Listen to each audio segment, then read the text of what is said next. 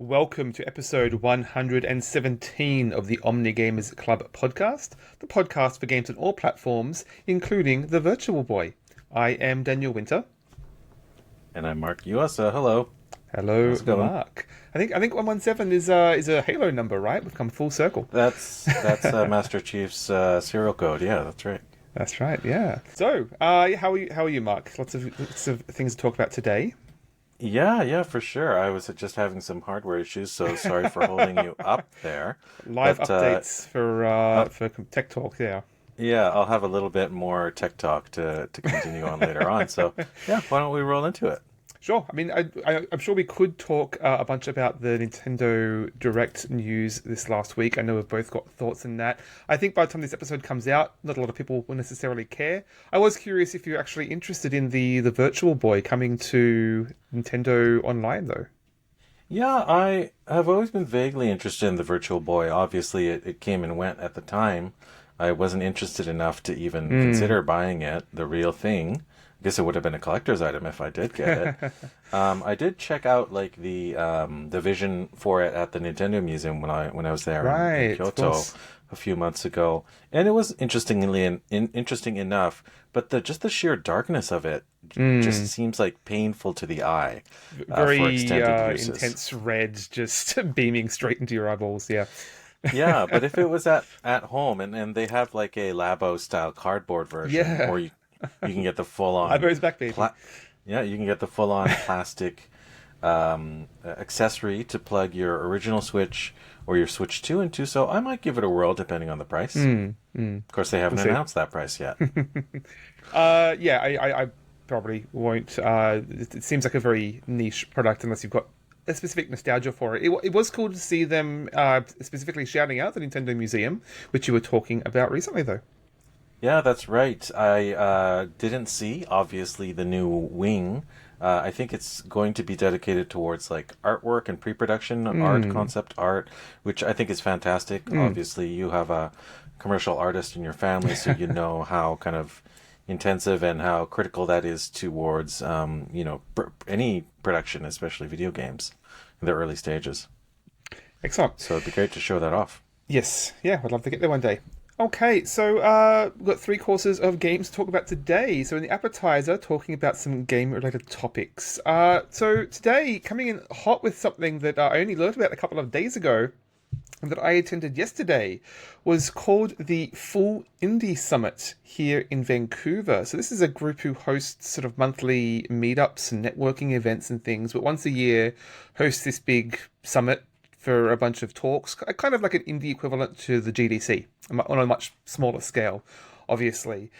So I tagged along there, not knowing exactly what to expect and how technical it would be, but it was interesting to see that there was about 10 talks over the course of the day, and they ranged in sort of focusing on technical aspects to games, creative design elements, and also just the cultural business behind game studios. So a pretty wide berth there, and they were largely scoped towards sort of everyday neophytes like me who aren't necessarily immersed in the game development scene. So it was pretty accessible.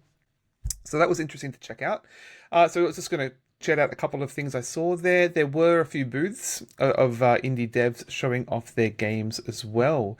But there was, there was 10 talks. I caught all but just a couple of those. There was one on accessibility by Alex Carey, who was basically just going through the various aspects of accessibility in games. And I mean, these were all only 20-minute talks. They were fairly surface level somewhat, but a good primer to all these various topics. So this was talking through the various ways in which games can approach accessibility for you, whether it's visual impairment or auditory impairment. Curiously covering cognitive impairments and how games can approach that. As an example was Wilmot's Warehouse, which I talked about recently, talking how that is basically all about organizing games, but from a player, like there's no correct answer in that game. It's all letting the player come up with their own technique and with a flexible approach of how they're going to organize their thoughts and to approach the game. So that was interesting, talking through how in trying to approach accessibility, though that can actually create limitations, which encourages innovation in games that can like restrict games in a way that actually can focus their intent a little more, perhaps. So that was quite interesting. There was one by Gordon McLattery on basically building sustainable game studios that I found quite interesting. He was comparing it to like industrial farming, and like you've got the concept of finite games that have like a clear beginning and end versus infinite games that have like, you know, games as services basically that you're meant to be playing forever, but how businesses can be basically have that same model, whereas they can be designed for a finite range of success, but like once they're basically burning themselves out, and that you've seen so many studio closures, and trying to build a game studio for an infinite business model to, you know, encourage long-term success, and basically how you can utilize employees' various skills and, you know, growing slowly rather than just growth at all costs. So there was some interesting suggestions there, to see a more sustainable, friendly studio that's going to survive, hopefully, in the indie space. Yeah, so that's obviously a passionate topic for indie game devs. That particular talk got a standing ovation at the end, as I'm sure you can imagine. Yeah, that's really cool. I noticed you sent me that invite pretty last moment, and I saw that it was a more developer-oriented talk, so I didn't end up going. But you know, I've been in the tech industry here in Vancouver over many years. I've been to a few of those before, and I recall how kind of energized you can feel. Kind of you get used to your doldrums of your day to day, and then you get some other really smart people together in a small area, change of venue, and you talk about more kind of inspiring topics, and it really does like give you more juice to go back to your workplace and kind of try out some new techniques. So I'm glad to hear that something like that was going on locally here. Yeah, I mean, I'll be honest. I did have to push myself to go to that, not knowing anyone. It was a very overstimulating event, long day, a lot of noise, but definitely engaging and exciting to see some new perspectives, and especially the you know the breadth of creativity that the local design scene is offering up. I just wanted to share out one other quick talk from Marina Ryan, who was talking through adaptive music in games. And I mean, this might seem obvious to some, but basically talking through the various ways in which music can be layered, both horizontally or vertically. Basically, like adding in new instrumental layers or bridging to new musical tracks, and the various ways in which games can do that. That was exciting because she was playing a lot of examples, which was giving a clear sense of how those operate. And of course, it was a good excuse to play some of the music from Nier Automata, which of course is a great example of that. A classic game. I really got to play that. The other Nier game. I forget the name of it. New Or something. Replicants. Yeah, I Right. played through I finished that game, but finishing it once is like barely scratching the surface, obviously. Right. That's the game where it only really starts at the ending. Yes, yeah. So I just wanted to quickly talk through a couple of games I actually played there briefly. It was interesting to see that mobility games were big. There was quite a few that were about sort of running, wall jumping, running parkour style games. I played one called Project Haste, which was basically a multiplayer shooter that felt very much like Oops or Lucio's from Overwatch, where you're basically grinding on the walls and shooting at each other. There was one called Meowmentum, which was a sort of time trial parkour game. I think Neon White is probably a close example that's been big lately. It's not my sort of game, to be honest. Like, time trials just don't hold much appeal to me, but like I can obviously there's a huge market for that. I can see that being quite appealing, and everything is cats. You're like jumping and climbing on giant like cat climbing trees for some reason, but it was a cute concept. Yeah, first person platforming is not really ever a genre that I've sought out, but 3D platforming can be done well. I think third person works better, though. I think recent examples like the Zelda games, Breath of the Wild and Tears of the Kingdom, obviously do it really successfully. So first person, I'm still not sure about. Yeah, there is still something very exciting about being able to execute a really tightly, precisely set up challenge.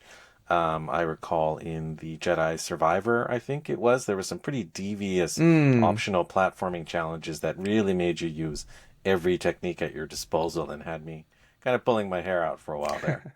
in a These are good way. really quite high-speed, thrilling, like first-person experiences. So you really want to be in the like immersed in that parkour experience, I guess, for these sorts of games. Yeah, I think there is a game that's all about kind of kinetic, I guess, action called like Mullet Mad Jack. It's Hmm. this kind of boomer shooter themed cyberpunk ish action game where it's all about getting to the next like time bubble increase so that you can Right. get a little bit further, and all about the FPS genre. So yeah, just about kineticism, I guess. Obviously, you've got Mirror's Edge, classic sort of Right? parkour game. It's more narrative focused. Something else I noticed curiously is there was a designer there, basically showcasing a Roblox game that she designed. It was called Hatch and Craft. It was basically a dinosaur Minecraft style game, and like I was just curious to see. I don't know much about Roblox. I've not played it. I'm trying to avoid my daughter from sort of experiencing that world at this point, but like I don't want to gatekeep those designers. Obviously they are absolutely real designers in that space, and it's curious to see Roblox as basically a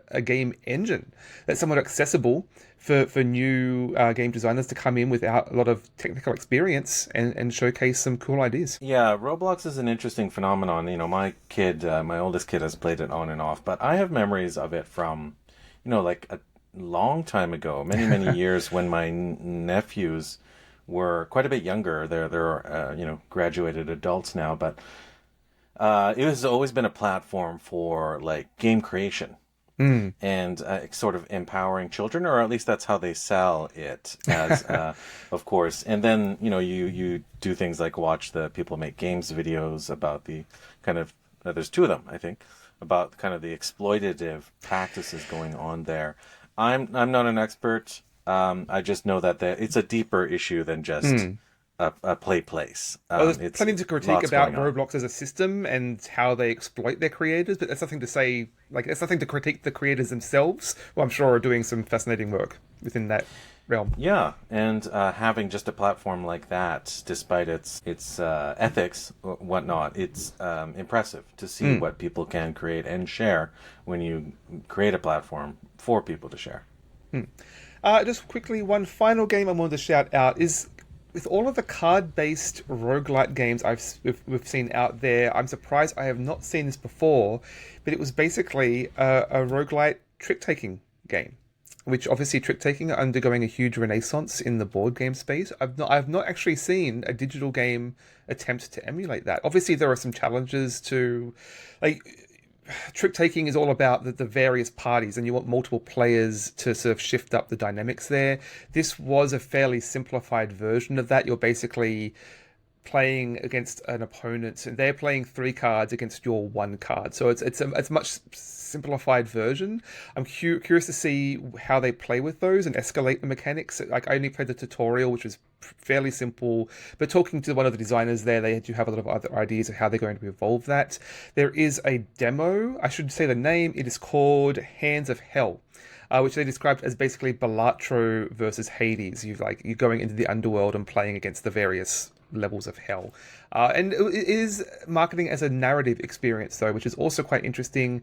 More likely to have me play it, and was curious to see how like you can use these simple game mechanics with like a regular deck of cards to express story and narrative in some fascinating ways, and using these cards as a sort of language. And I think that's something you're going to be talking about perhaps in a game later today. Just so, I have a narrative-based card game to discuss for my main topic. But that's for a few courses from now.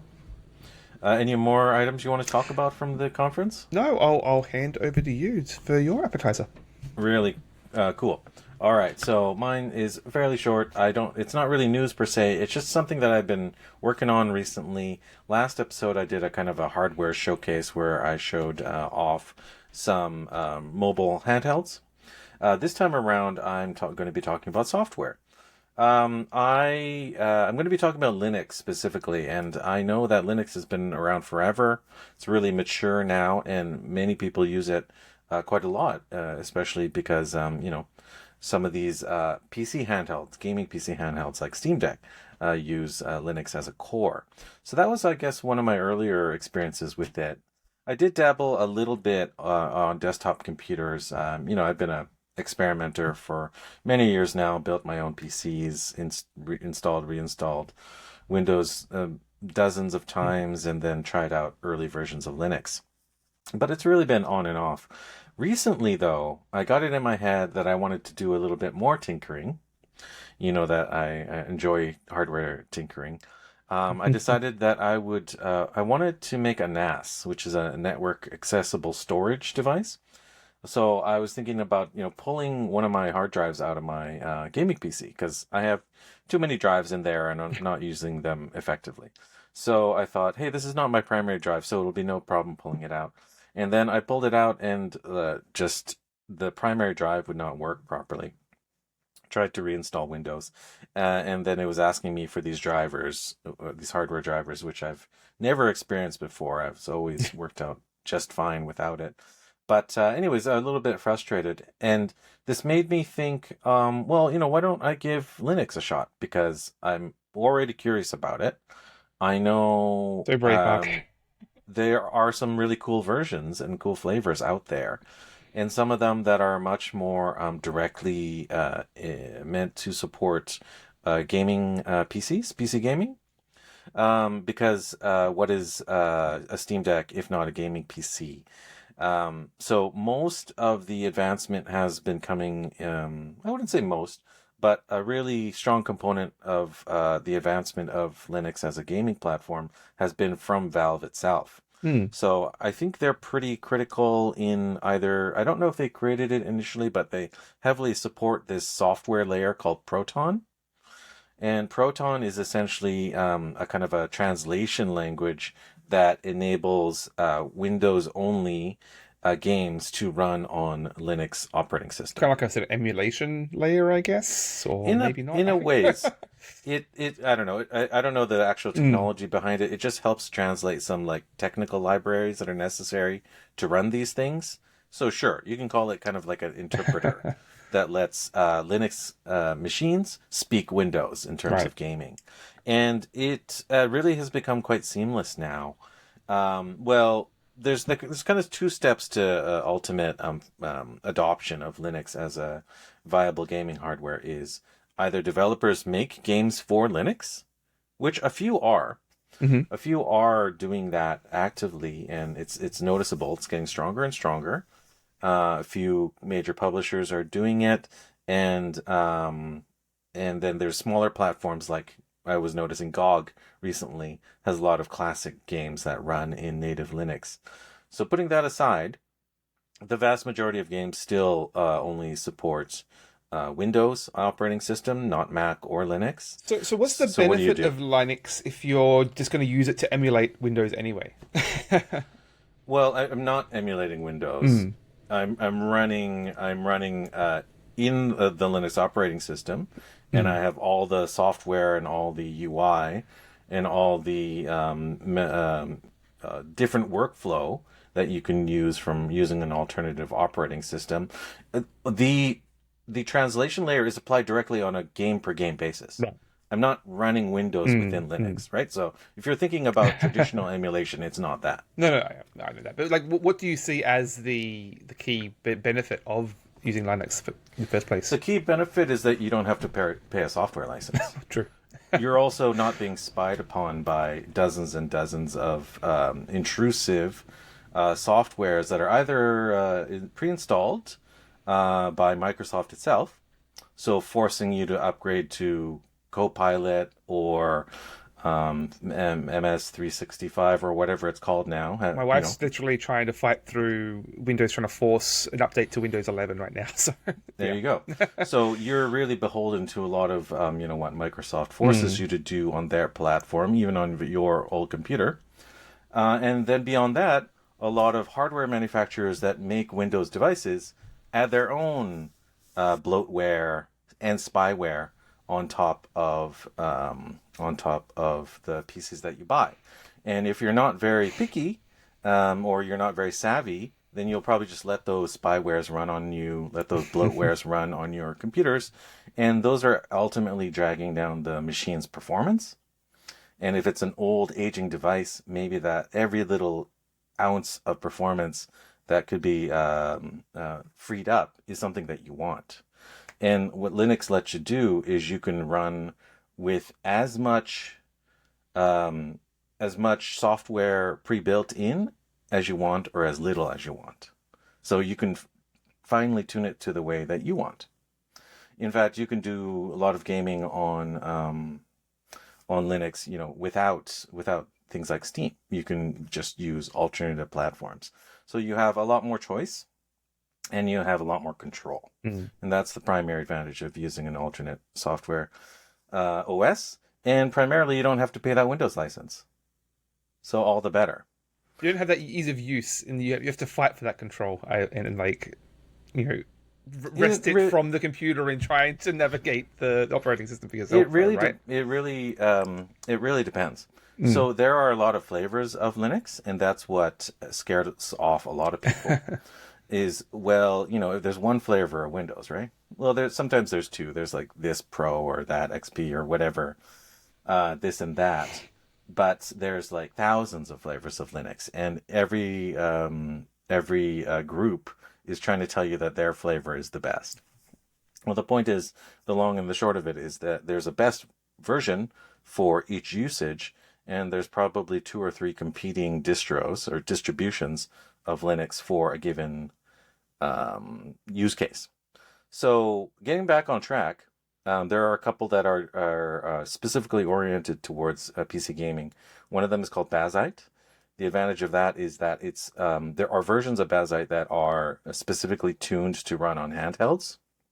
So before SteamOS was officially supported on Windows hardware like the Lenovo Legion Go, Bazite was a really smart solution.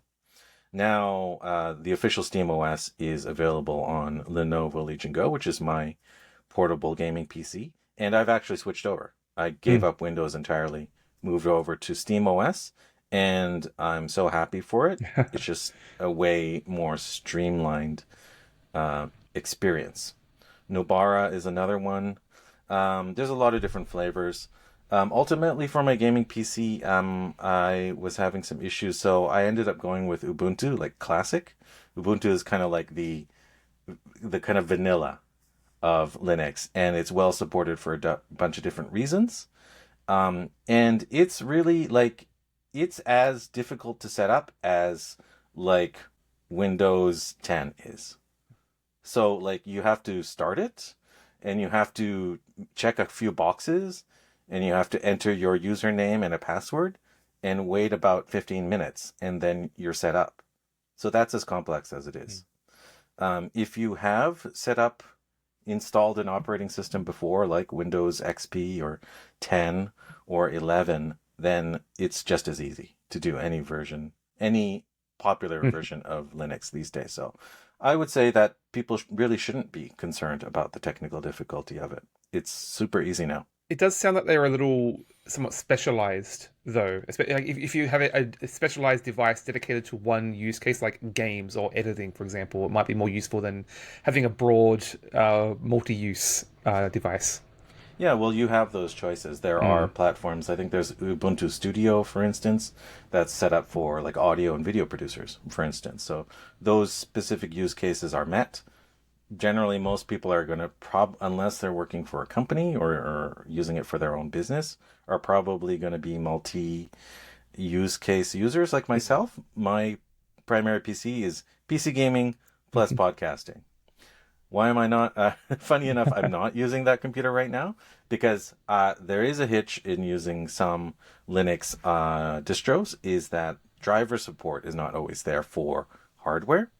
And I was having some issues with my video, my camera. But my mic works great. And the same mic is working on all those different platforms. And there's drivers for my video card. No problem there. So you're going to have run into a couple extra steps. But I'm still enjoying it. I've been running Ubuntu for a few days now, and it's setting it up the way I like to. And unlike Windows, I can do things like assign my taskbar to the left or the right side of the screen, because you used to be able to do that in Windows 10, but not anymore. Windows 11 decided you don't need that. You don't need that level of control. Windows knows better. So just a What knows few little best. details like that. Exactly. Hmm. So that's been my little journey. Now I have no PCs running Windows in my house, Cool. and yeah, I'm not displeased about that. So if I run into major problems in the future, I'll be sure to let you guys know. Well, you're a But so braver far, man so than good. me. We know you're a bit of a tinkerer. I do not have the patience for trying to figure these things out and trying to blaze those trails myself. So, yeah, Yeah, not that it's going hard. well. Thousands of developers and enthusiasts have done it before me. I just took the extra step this time. And yeah, once again, if anyone has any questions, just feel free to reach out to me. I can tell you about all the half dozen Linux distros I tried out before this one. Awesome. Okay, we ready for the main course? Yeah, let's do it. Do you want to talk about your game or should I start? Why don't you keep the momentum going there? Yeah, sure. So we were talking about little card games, roguelites, or card-themed games, and that's a type of game I want to be talking about today. This game's from 2022, and it's called Card Shark. So this is a game that I had like a little bit of an eye on. It's a smaller game published by Devolver Digital, and it's developed by a group called Nariel. And it is an action adventure game with some puzzle elements, some card game elements, but this is not a card game. So this is not a roguelike. This is not a poker simulator. This is a game about games of chance. So first of all, this game is set in historical France. So it's set in the 18th century, and there are many characters in this game, and a lot of them are like actual historical figures. Hmm. So Louis XV, the Musketeer Henri d'Aramis, the great author Voltaire, are actually characters that are featured in the story of this game, Card Ah, Shark. You play as this kind of like servant boy. I actually forget his name even. He doesn't talk very much because he is a mute designed individual. not to be noticed. Yeah.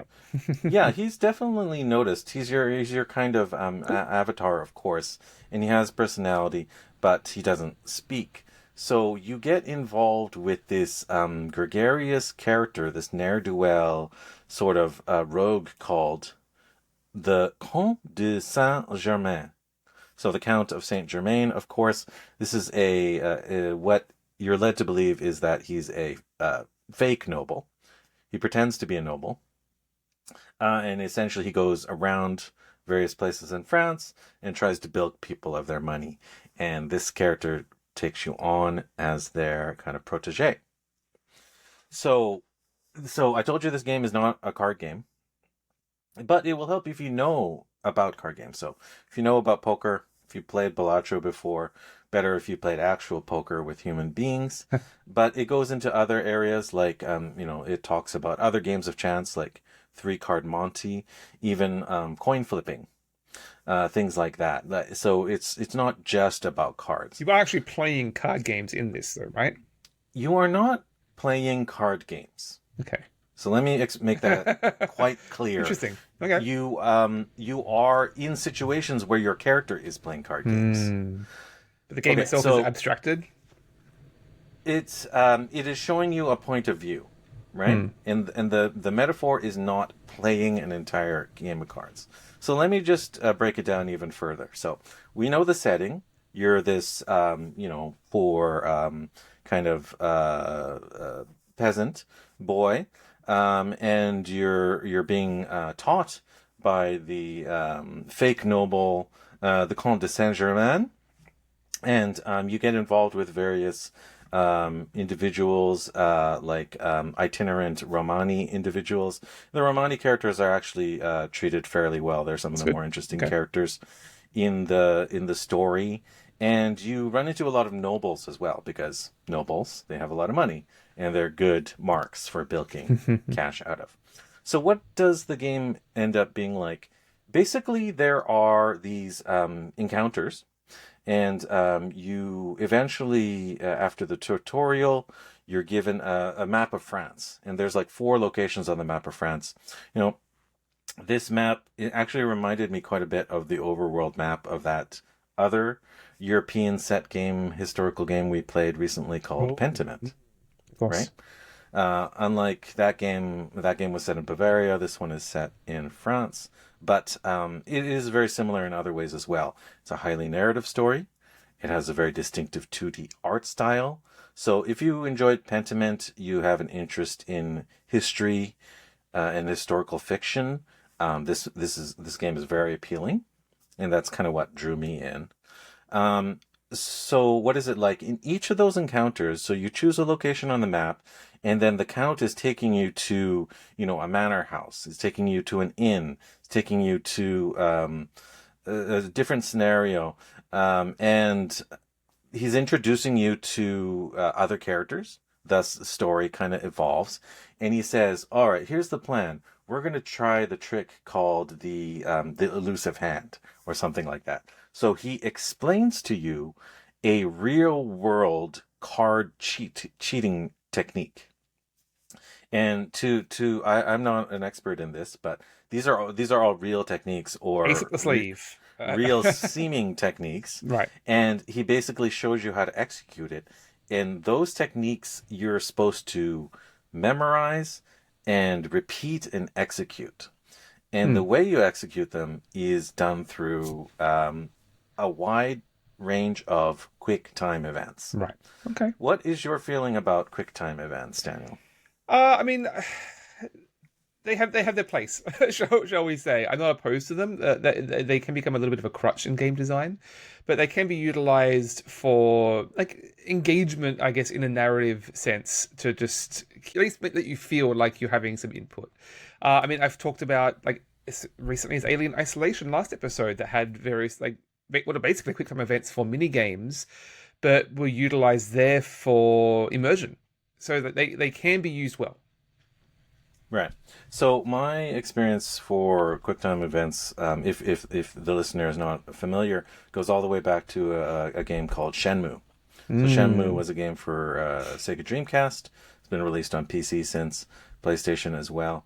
And basically, if you can picture it, is you might see like some sort of action sequence happening on screen, and then at a certain moment you have to really quickly press the B button, or you have to tap the A button, or you have to click down on the right stick or something like that.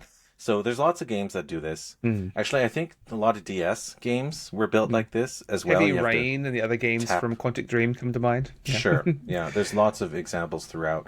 And this one is a lot of the time the QuickTime events are led by you. It's Mm. just like if you want to pull down a group of cards as you're shuffling, it's pulling. I think it's literally called pulling down. You pull down on the left stick, and then if you want to do something called, I think it's called insetting or jigging or something like that, you press right on the stick. So And is this in real time? this is you. Well, you get to do it. You get to do it on at your own pace while you're practicing, because in front of before all of these encounters, you're allowed to practice with your mentor with the Mm. count, and you can do this practice as many times as you want to. And I found myself actually repeating a lot of these sequences many times just to get it right. Feels like sort of setting up for a heist and the practice run. Yeah, really, very much so, because obviously you're engaging in crimes. You're Mm. engaging in a sort of fraud, right? You're trying to steal from people. One of the hardest activities in this game is throwing cards in a hat. So you have to sit like 2 meters away from a hat that's set up on a chair, and you have to toss it just the right timing and get it inside the hat. And you don't know why you're being taught this technique, but it actually comes up in a later sequence, but in the middle of a sort of encounter with Mm. a card game. So essentially, what you're seeing is the setting is a narrative encounter in a space with new and interesting characters. Sometimes the characters repeat. Sometimes the characters are actively suspicious of you. Sometimes the characters don't know you're cheating them and you're trying to prevent them from finding out. Sometimes the characters know you're cheating them and they're really curious about you and they want to see it more, or they want to have you bilk their frenemies of their cash. So before long, you succeed at the early encounters. You're really being inundated by this whole range of different techniques, and it's actually really draining on your mental state because you just memorize this sequence to let you pull off this one sort of trick, like the 3-card Monty. And you got it in your head. It's all working well. And then the next encounter has the count teaching you an entirely different technique for cheating at a game. Beyond that, the game gets more and more as the game proceeds. They have you building upon these techniques, and they're using these techniques in sequence and playing them out so that some of these encounters have you utilizing maybe like 4 or 5 of the various techniques you've learned in the past. Do you always know which ones you need to use in advance, or is the game trying to figure out which one is applicable? You don't know. Okay. Here's the thing you don't know is the count will try and prepare you as much as possible. He will tell you exactly what's going on in the early missions. But some of the missions get so involved that just like a heist, Plan goes wrong. exactly. The plan can go sideways. There's a literal case where you are being held at gunpoint and you're having to play a card game with someone pointing a gun at you and your master. So obviously you have to improvise. So that's where that card throwing technique came in. I thought I was being taught just to pass time or something like that, but I actually had to, in the middle of a card game sequence, my opponent that was holding a gun at me stood up from his seat, and I had to quickly throw a certain card under his butt before he sat down. So, and it did not prepare me for doing that. It just brought up the interface, and I had to do a split second to do it. And I had to remember that I got taught that in the past. So this game prepares you and it doesn't prepare you. You have to be on your toes. And it's, I think that's what's gonna maybe turn off some people from playing this game. So far, I've told you about a lot of interesting things about this game. The historical setting. Haven't told you that about the art style. It's really, really compelling. It's colorful. It's impressionistic. The background paintings are particularly lovely. The characters stand out actually a little bit from that. They're a little bit more cartoony. The characters are done more like woodblock prints, but they're like lovingly animated. The story is really interesting. The characters are well researched. The music is quite nice. Mostly it's just kind of like really kind of era appropriate sort of vamping music, but at times like familiar like Mozart refrain will come up. Like I think they were playing music from the Magic public Flute. license, time appropriate music. It's perfect. Yeah, it's perfect. So all of that is fantastic, and I can't get enough of it. If you love that the movie Mozart, no Amadeus, that's what it's called. You'll really enjoy this one. But this is a game I think for. I can think of a kind of a rude way to say it, but it's for a certain type of brain.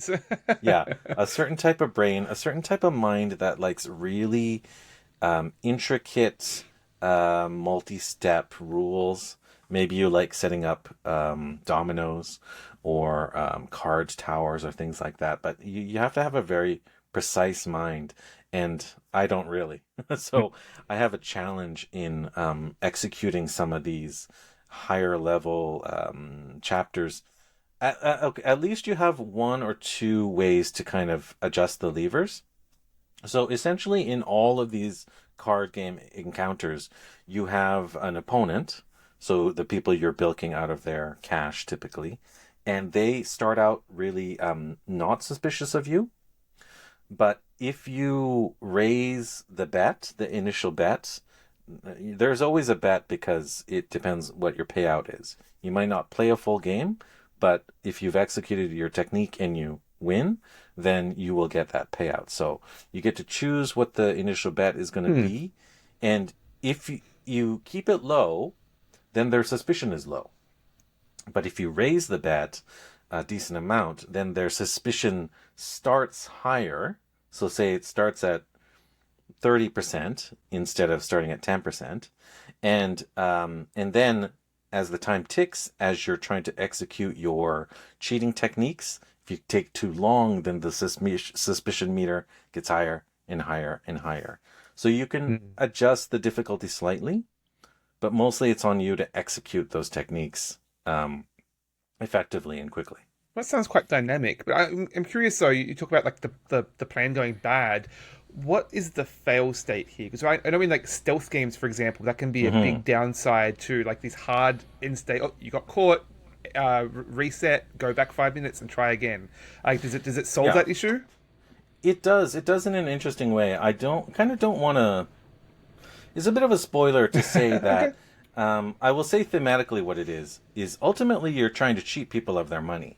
So the measure of success is having a lot of money, and the measure of failure is not having a lot of money. Hmm. So you can get to a state where you either lose all your money, or more likely what's going to happen is people find out that you're cheating and they either jail you, at which point you can go to jail, you can get fined, and or you can get executed. Okay. That's definitely a Because fail state. Yep. this is the 18th century. You can either get shot by a noble and their guards, or you could get stabbed by a street, peasant that you cheated at three card Monte. No Right? accountability. Voltaire takes a dislike to you, I guess. You're right. But let me just say that in an interesting fashion, death is not the end. Hmm. There is a way to get back in the game, and it doesn't involve save scumming. You cannot save scum in this game. There's only one save file. Huh. And depending on how badly your game goes, they will actually erase your save file. Oh well. Okay. So, I don't know. Would you call that a roguelike? I mean, yes, but it depends on how long a playthrough is. 'Cause there's been a couple of games that I've played with that. I can't bring to mind the name. It was a game where if you die X number of times, it's basically done. And like for a 10-hour game, though, I really don't want to be playing with that friction. Yeah, I would not call this like straight out a roguelike, but it has qualities of roguelikes. And in a Hmm. sense, let's just say it reminds me a little bit of Hades in some cases. Interesting. Okay. Right. So this game is interesting a lot of different ways. It has 28 techniques, cheating techniques in all. I've only learned 13 of them, so I'm about halfway through the game. And It's that's not applicable long. to like a wide number of games, right? It's not all just Oh for poker. yes. Okay. Oh yes. One encounter might include like five or six of those techniques all in one. And then there's also these kind of free play encounters where you're just kind of playing with the regulars and you're allowed to choose one of three different techniques to use. And of course, you're going to choose the one that you're the best at, right? Hmm. Because some of them are just a lot easier than others. Some of them require like just split second, like, peeking at a player's hand while you're filling their glass of wine. And it's really, you have no time at all. Some of them you just need to seek out the highest card, not so hard. Other times you're trying to find out the number of instances of the most frequent suit. Is much harder to count at a glance. Um, the other things that are difficult is I told you about the quick time events. Hmm. If you're like me and you play on a variety of different platforms, just being able to know where the A button is hard sometimes. Hmm. Hmm. Of course, if you play on Nintendo versus Switching from Sony Xbox to versus Nintendo Xbox, is. My daughter is yeah, like, "Why is the A button here?" yeah, that Yeah, trips yeah. me up a lot, and so that's going to work against you. Of course, if you only play on Switch, that's not a problem. Oh, I didn't say that this game is on Mac, Windows, and Nintendo Switch, not the other Hmm. platforms for some reason. Okay, I've said a bunch of things. I forgot that there is actually a meta plot to this game. The Comte de Saint Germain, who is your mentor, is trying to seek out um, the meaning of this rumor going around, and the rumor is called the 12 bottles of milk. And it sounds ridiculous, but he keeps talking about it, and he keeps asking people, and some people know what it is, and they references, they say, "How do Is the you know milk about that?" opium or Or something? I can't tell you anything. So the story develops and develops. It Hmm. actually goes to kind of some shocking places. Okay. So I would say that this game succeeds as a narrative game It's a very interesting mechanically. I would not say that the mechanics are going to be appealing to everyone. I think it's well worth a try. This game could probably be had for cheap. I think I probably got it on a game bundle or something like that. But go check it out. You know, Devolver Digital does some really interesting stuff. And if you like historical games, card-based games, games with really interesting mechanics, then I think this game is a winner. And it's only like 8 hours or something to beat. So I think I will try and keep at it if I don't get too frustrated by these really devious sequences of card trickery. It's not for the faint of heart. Awesome. Yeah, I'm definitely curious to check that out, especially just to see how it plays with that meta structure of games, basically. Very cool. Sorry, All right, my that's animals card are shark. fighting. I don't know what they're doing up there. Oh, I know how that is.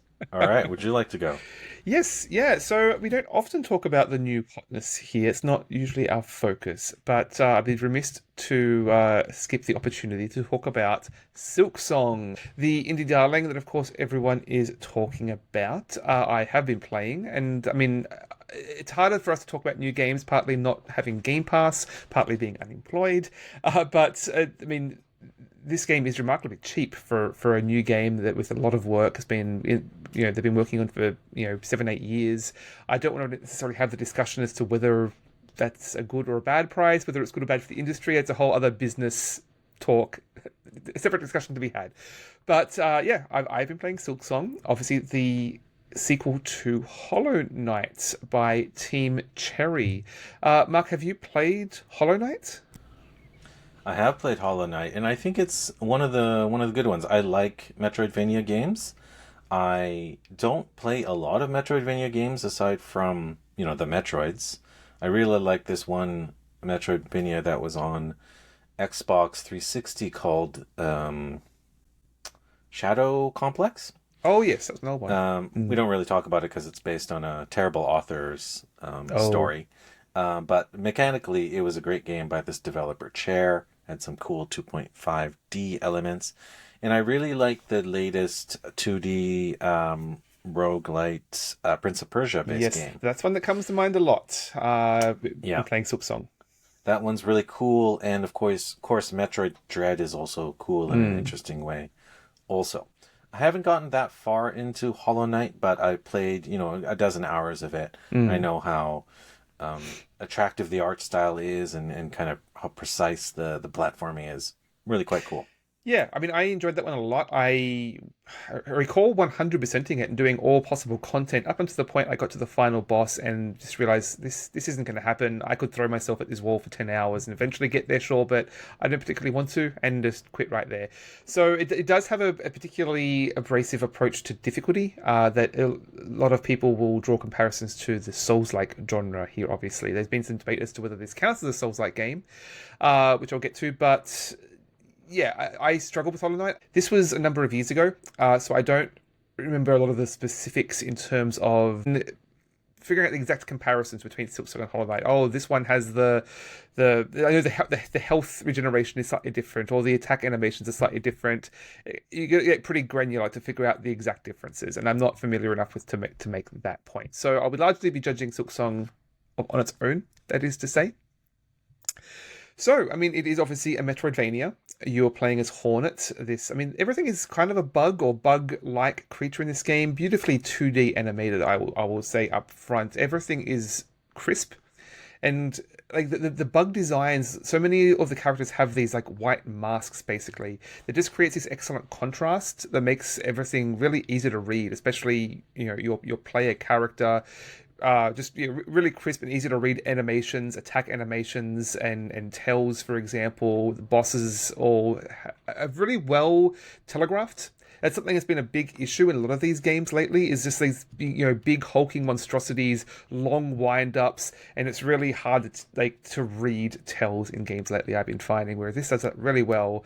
The animation is really clean. There's just so many tiny little touches in that animation, like the way Hornet will sort of do this little backstep as she turns around and changes direction, or when you flip and there's this backflip at the exact crescendo of a jump. So many lovely little touches, and that have obviously put so much work into this. The time has been worth it. A lot of polish in that regard, so I can't really fault that. How many years has it been? Like 7 or 8? 7 or 8 years, I seem to recall. Yeah.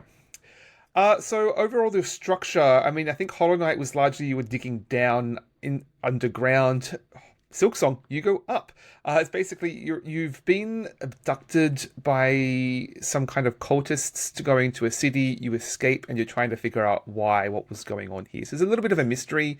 The story is a little vague. It's a similar sort of From Software Souls-like sort of gothic vibes. Everything's just very haunted and dreary.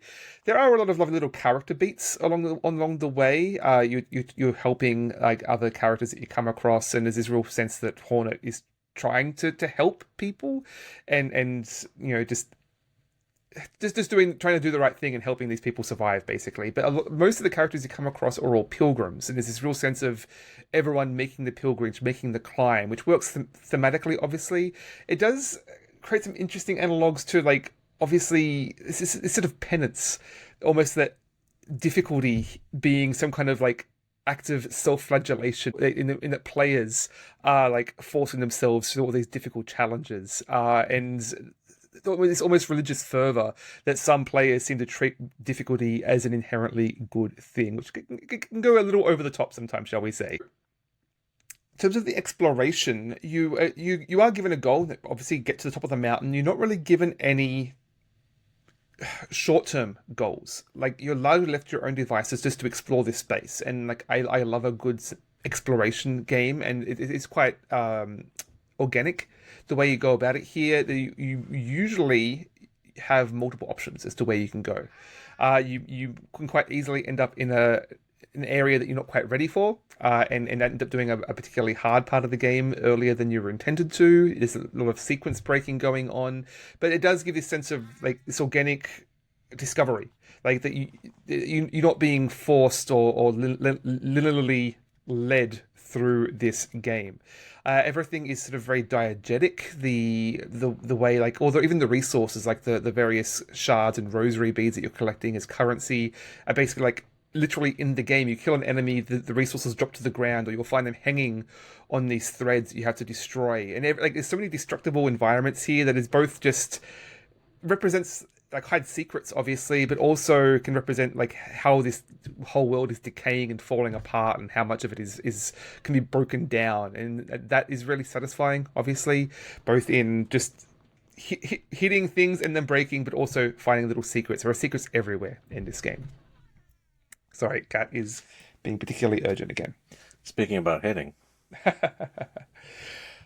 So yeah, I do really appreciate that this game is encourages exploring. Obviously, Metroidvanias, you're obviously wanting to double back to older areas. You just got the jump, the double jump or the dash, and you want to reach that area you couldn't reach before.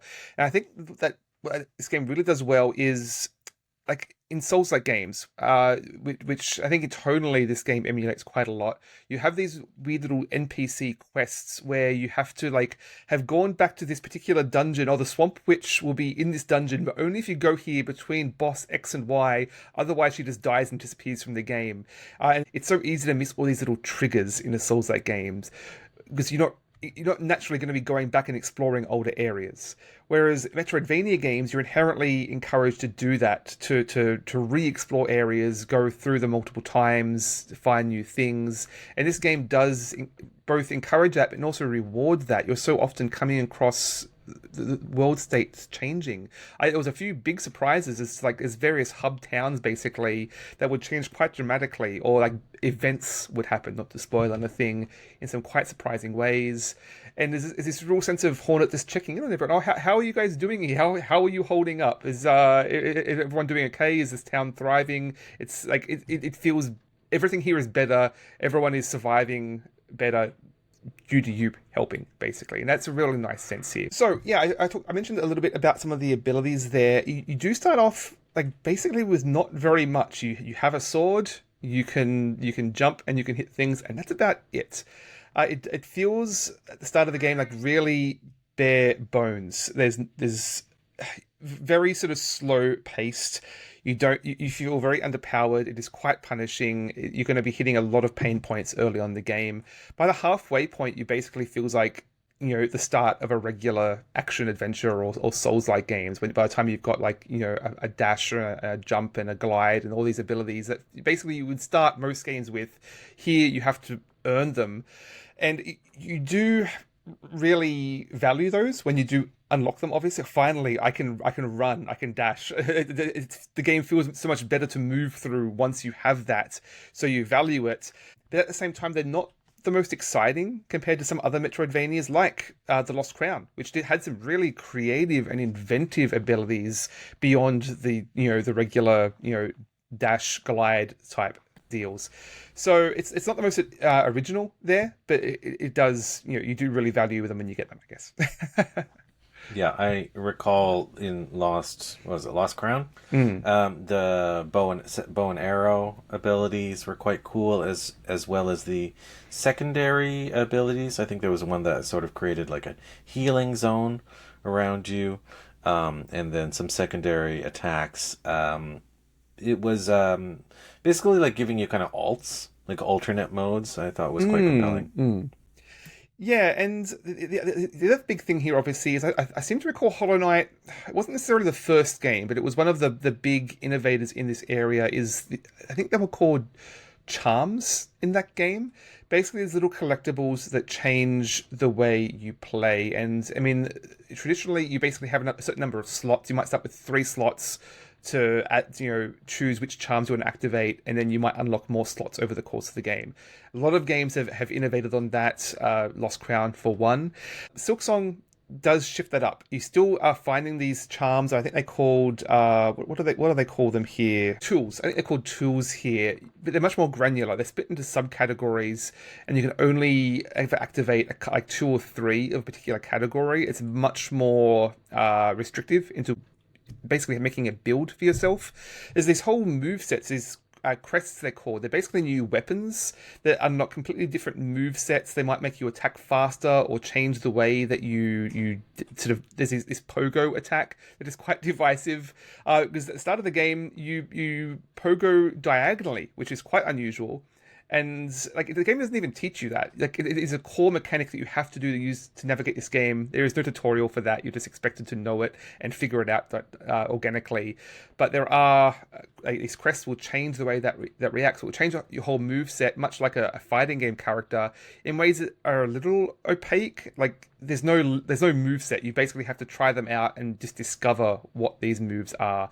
But each of these crests have a differing number of slots for these, whether it's like tools for throwing knives or some of the more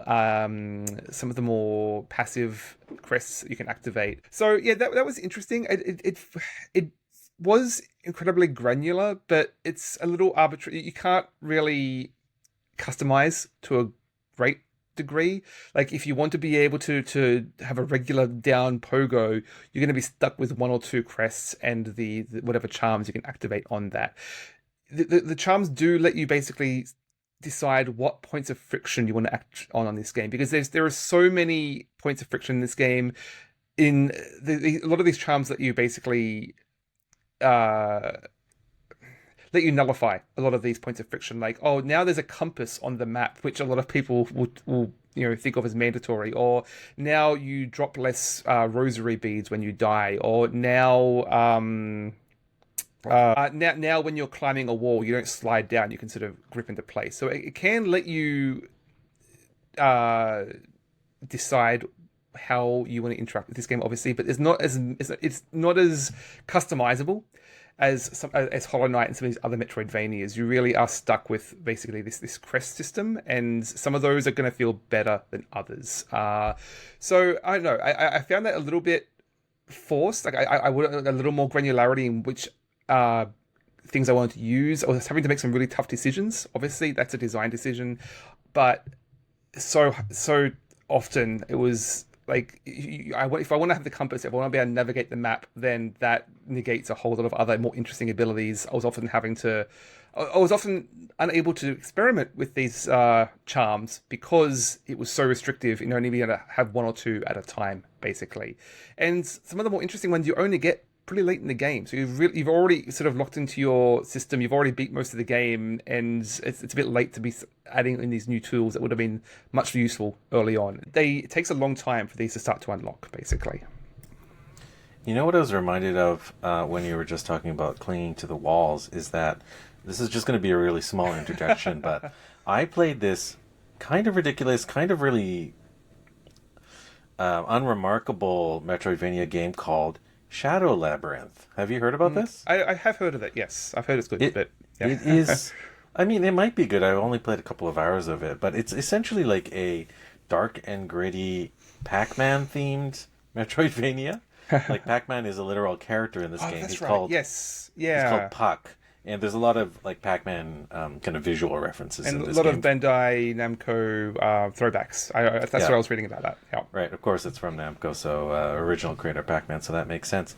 It was pretty unremarkable, except for one ability, which is essentially you turn into Pac-Man.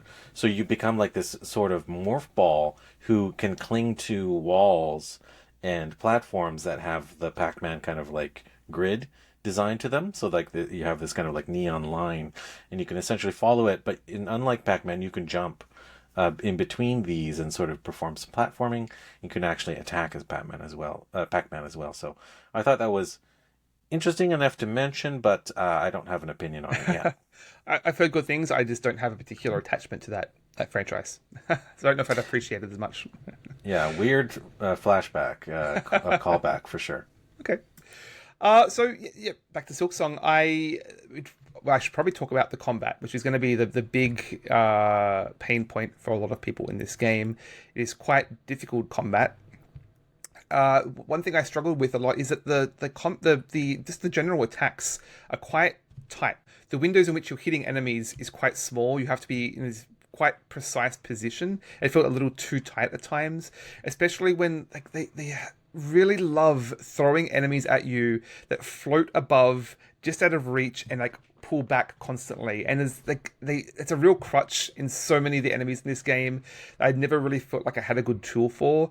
I mean, obviously it's a deliberate choice, but it just was not fun to use with this very tight attack animation. It was really hard to reach up above. Obviously the pogoing is quite tricky to get a hold of in a combat mechanics. It's quite punishing if you fail that. I eventually did unlock just the simple downwards pogo and have been overutilizing that, perhaps using that as a bit of a crutch, shall we say. But ultimately, Hornet is very much a glass cannon. If you so much as touch an enemy, you take damage. Like, even it's not just an attack, but if you touch them, you take damage. So many of attacks will do 2 pips of damage, which has been a big issue in the community. Which you start out with 5, basically health pips. So 2 of those is nearly half your health essentially. So it's very easy to fall into traps here and die quite easily. I mean, just navigating the world, the regular enemies are quite tricky. There are a lot of literal traps in this game. The game is constantly like these little gotcha moments. Obviously, another Souls classic. There are some great surprises and gotcha moments, but sometimes the game is already so punishing when you're deep into a dungeon and you think you found a bench. Oh, turns out it's not a bench, and then you've got a long walk back. It does revel in those little gotchas a little bit much, I will say. And I've talked about the boss fights being really good, I think, earlier, especially with their attack animations. When I've been having trouble with those boss fights, I've usually realized I'm being too aggressive. If I just stop, hang back for a minute, study their animation pattern, I can usually get a pretty good read on them. Most boss fights I could beat easily with just standing back, watching for the animation, getting a quick hit in, being opportunistic rather than just being super aggressive. So if you are patient and careful in this game, you generally can get a fair way. said they do still throw so many tricks at you, like those floating enemies. They love throwing multiple enemies into a boss fight, basically. And then there's just so many things on the screen and so many projectiles that it's really hard to track. There's, the classic boss run, basically. If you die, you have to run all the way back from the last save point, which I think is just... At this point, it just feels like an arbitrary point of unnecessary friction. Like, I don't know what it's necessarily adding by making you run through that gauntlet. I've already beat that gauntlet.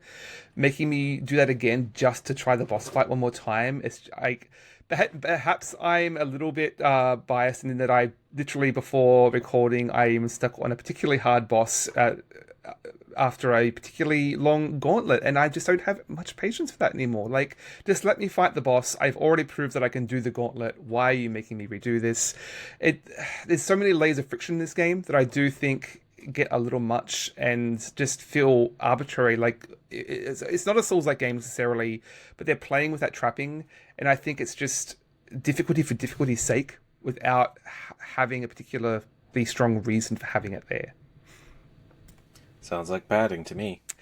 Yeah, and like, it is already a long game, and I'm 30 hours in.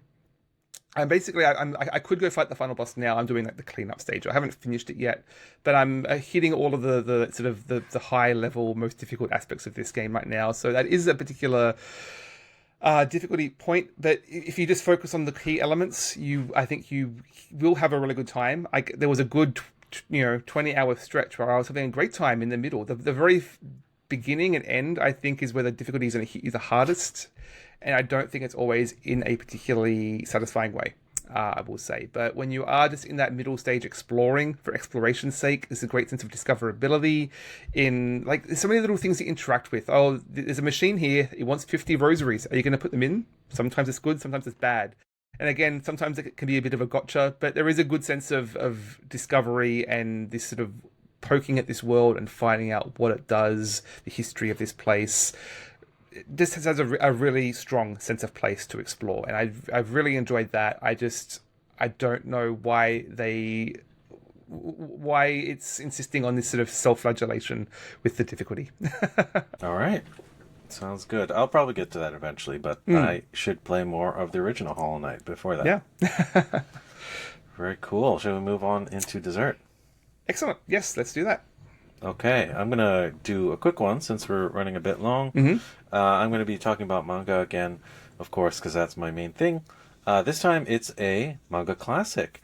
I have kind of gone back to the original, maybe like the original, one of the originals, really genre-defining one called Astro Boy, or also called Tetsuwan Atomu in Japanese, by the legendary Osamu Tezuka. This was serialized in a shonen manga from 1952 to 1968, so that's a remarkably long time. You think about it, 16 years, and sort of has been renewed and refreshed multiple times. But I'm reading Volume 1 and 2, published in North America by Dark Horse Comics, and this mostly has like hand-selected chapters from 1960 through 1962. So they don't seem to be doing it in order, but nonetheless, it's still pretty interesting. And it's kind of remarkable. So Tezuka created a number of series. Astro Boy is probably the most famous, but he also created Blackjack, Kimba the White Lion. Some of those have been translated into English as well. And actually, Blackjack and Astro Boy were featured prominently at the Osaka Expo in 2025, where I visited in one of the pavilions there as well. So Spirit is live and strong. It was also a breakout hit. The first animated series in 1963 was a huge hit in North America, maybe one of the first anime to really cross over. This was around the sort of time of like Speed Racer and things like that too, as well, 1960s. Okay, so this is a really early manga, but it's also, squarely shonen. So it kind of follows a lot of the tropes, but it also kind of sets a lot of the tropes as well. First of all, it's remarkable to read because it's like so firmly set in the Cold War period. And the space race is obviously a really strong theme in this because like 1960, this is when the space race is really heating up. Obviously, Atom, the robot is named after the atomic bomb, which was dropped on Japan like 20 years previous, so, or 15 years previous, really. So it's not that We were pretty raw. far Yeah. in memory. Yeah. But there's a strong sense of optimism in this. Obviously, it's set in its future, which is set in our past. It's kind of sort of alternate history here, and the world's really interesting. The creator Tezuka has imagined a future where robots are considered equal to humans, at least in human rights. So I think one chapter goes so far as to say the population of Earth is 50, at least half human and half robot. They have the same rights as humans do. They have a right to personhood. They have right to self determination. Like these are things that they struggled with in things like American sci-fi, like that AI movie with Haley Joel Osment, Mhm. right? Like they couldn't imagine that robots could be thought of as having civil rights. Of course, this manga was coming up in the early stages of the civil rights movement as well. So there's a lot of heavier themes in this. It's really interesting. I was kind of shocked by how thought provoking some of the story arcs were. Like, first of all, like there are story arcs that run many chapters, and they're really quite involved. Like some of these are more intriguing and well developed than some of the shonen stuff that comes out today. So it's really remarkable for such an early stage. That said, it also has one foot set in the like slapstick comedy of previous generation. You got your Betty Boops and things like that, and your Steamboat Willies. Sort of, you got it's remarkable seeing that visual style, that ancient visual style, with some of these more headier topics. Like you got the concept of like, well, machines with souls, cybernetics, the rights of AI, civil disobedience, like authoritarianism. These are the themes that they cover in much, much later work, like Akira and Ghost in the Shell. But this guy was covering it back then in 1960, which was like obviously over 50 years ago. It's remarkable. Um, and so just really groundbreaking work. Really interesting to see. I have also been reading some of the later material, like Pluto and Atom the Beginning, which are based on this material. So I thought, I should really kind of go back and read the basics and find out where this is all rooted from. And it's really like super naive stuff. Like they're talking about how the super powerful robots have like vacuum tubes and things like that in them. Obviously, they could not, to be practically speaking. But it's just a view into a different time, but still well worth reading. And it's really cool that it's available. I got it digitally from Libby. You can just download that on your Libby app. Or, of course, find the trade paperbacks in a library or comic book store. Gotta love that retro sci-fi where just anything is possible. Yeah, very much like the Jetsons feel, but even from before Yeah, that. yeah. Yeah, it's quite cool stuff. Anyways, well worth reading. I enjoyed it. Cool. Speaking of classic comics with heavy themes, I don't know if it's exactly a recommendation, but what I have been reading is V for Vendetta. So this is the comic by Alan Moore and art by David Lloyd. I've been following along with the Shelved by Genre podcast, which I've mentioned multiple times before, but it was a good excuse to finally check this out. The film was a long time favorite of mine. But I mean, that came out in like 2005-ish, I want to say. And I don't know if it partly was just, childhood innocence or the times being very different. It's a very different read in 2025 than in 2005, shall we say. It hits a little different now. Obviously, it's written in the 80s, but it's very much a, fascist uprising like your 1984 and sort of anarchist rebellion against that. And so I don't know exactly what the message of this book is. It's obviously fascism is bad, but it's not necessarily anarchy is good either. There's not really a clean answer there. It really makes you think though. It's not.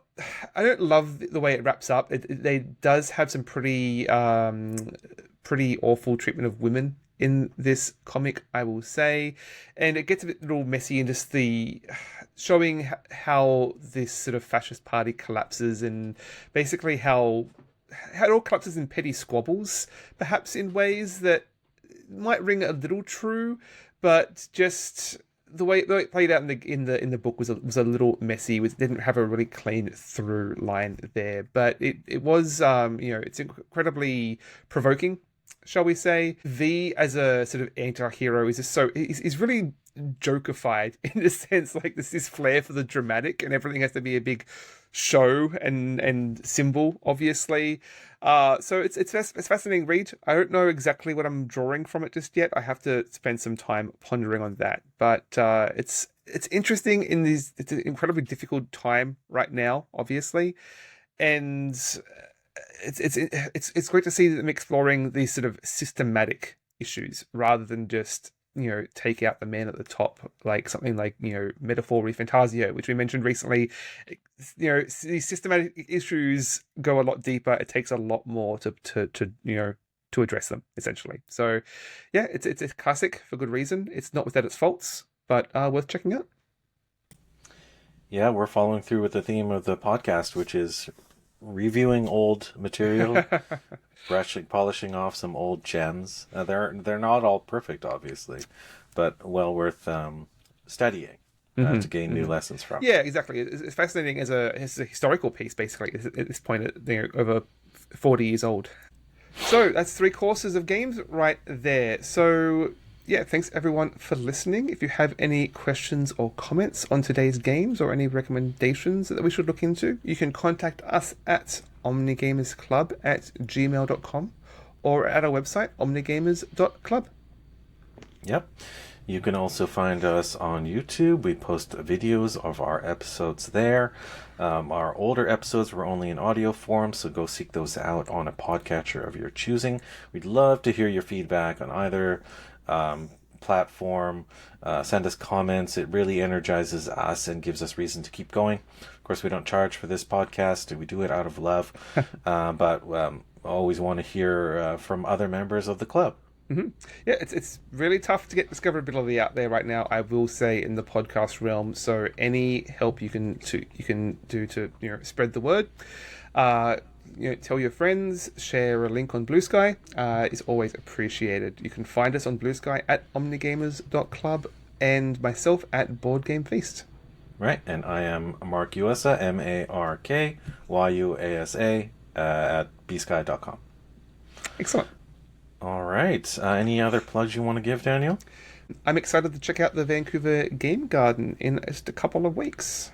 Right, and I saw that you were talking a little bit about TCTC rebranding there, so exciting stuff Yeah, coming. go check that out. There's some exciting news with how that's coming together. Big plans for the next year of Terminal City. Yeah. Very cool. Lots of exciting stuff coming up.